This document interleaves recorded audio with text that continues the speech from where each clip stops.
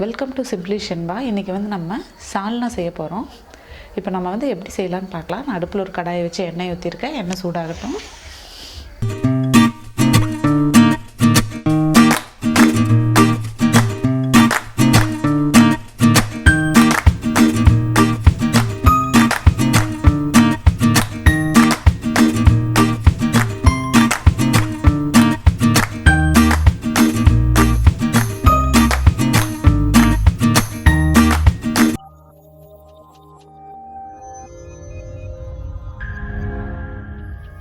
எண்ணெய் சூடாயிடுச்சு. இப்போ பட்டை, கிராம்பு, ஏலக்காய் ஆட் பண்ணிக்கலாம். இப்போ அதுலேயே கருவேப்பிலை ஆட் பண்ணிக்கலாம்.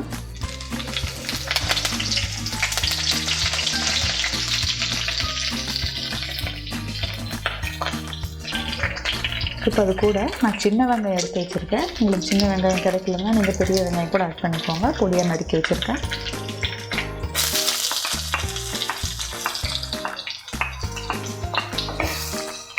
நல்லா வணக்கிக்கலாம்.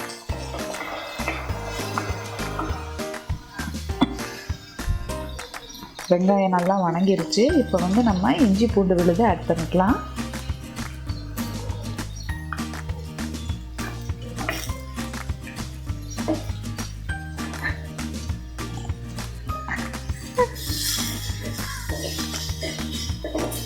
இப்போ இது கூடவே ஒரு 2 தக்காளி,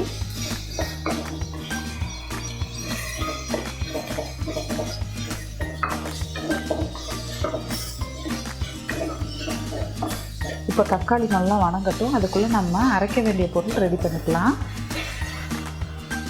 கொஞ்சம் தேங்காய் எடுத்துருக்கேன்.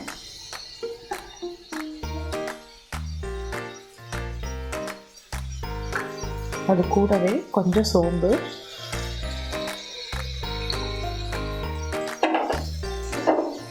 கொஞ்சம் பொட்டுக்கடலை,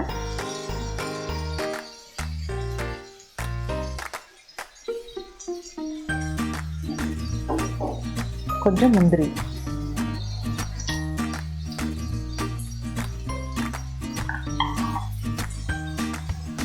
அது கூட ஒரே ஒரு பச்சை மிளகாய், கொஞ்சம் மல்லித்தழை. நம்ம இப்போ இதை அரைச்சி எடுத்துக்கலாம். இப்போ நம்ம அரைச்சி எடுத்தாச்சு. இந்த தக்காளி வெங்காயமும் நல்லா வணங்கிடுச்சு.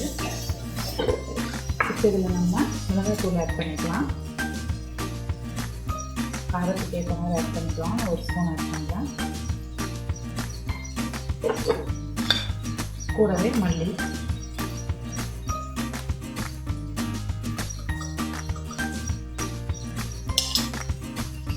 தேவையான அளவு ஆட் பண்ணிக்கலாம்.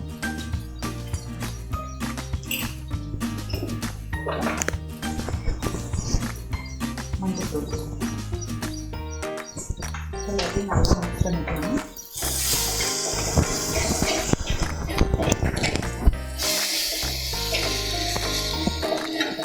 இப்போ இது கூடவே கொஞ்சம் பொடியாக நறுக்கி வச்சுருக்கிற மல்லித்தழை,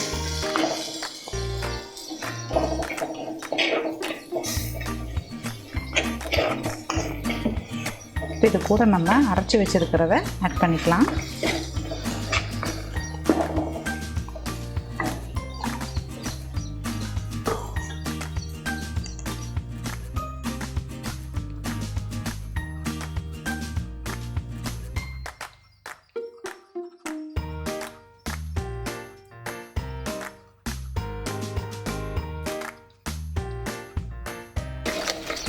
நல்லா பச்சை வாடையெல்லாம் போட்டு நல்லா மிக்ஸ் பண்ணி விட்டுடுங்க.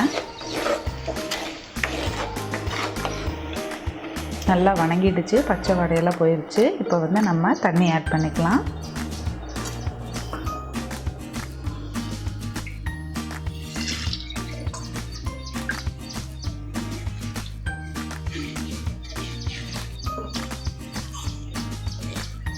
இன்னும் கொஞ்சம் தண்ணியை ஆட் பண்ணிக்கலாம். ஏன்னா கட்டியாக இருக்குது. இது தண்ணி மாதிரி இருந்தால் தான் நல்லாயிருக்கும்.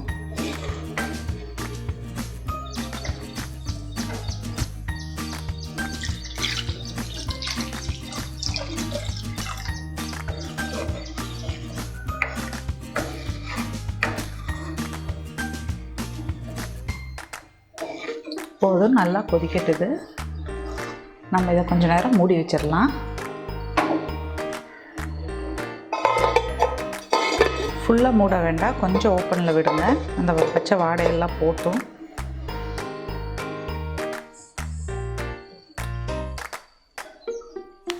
இப்போ வாங்க பார்க்கலாம். நல்லா கொதிச்சிருக்கோம் பாருங்கள், நல்லா கொதித்து எண்ணெயெல்லாம் பிரிஞ்சு வந்து நல்லா இருக்குது.